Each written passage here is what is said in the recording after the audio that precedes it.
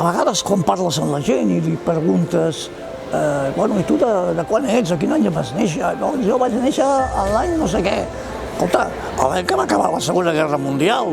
Quan algú em pregunti quin any vas néixer, vaig néixer el 1944, a l'any que es va crear Càritas Diocesana de Barcelona. És una coincidència, evidentment, és una casualitat, però és una casualitat maca, em pot servir per fer tasca, per sembrar, que és el que hem estat fent a través d'Universitat Sant Cor. Quan jo vaig començar com voluntari, em van destinar a empreses Sant Cor. Hi ha empresaris Sant Cor. Hi ha gent que té una fibra social, més o menys important, però la té.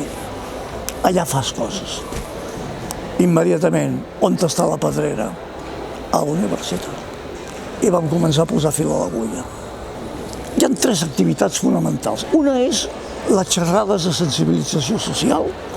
Hi ha una altra cosa que vam començar, anem a premiar els treballs finals de grau o final de màster que tinguin un millor contingut social. I la tercera cosa són les taules rodones de bones pràctiques en responsabilitat social corporativa. I que en el moment en què deixi de ser voluntari m'emportaré de Càritas. Jo diria primer que m'emportaré amor.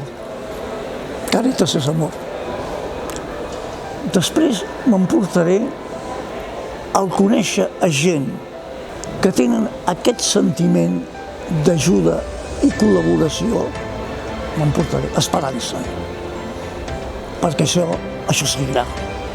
I si seguirà, seguiran ajudant.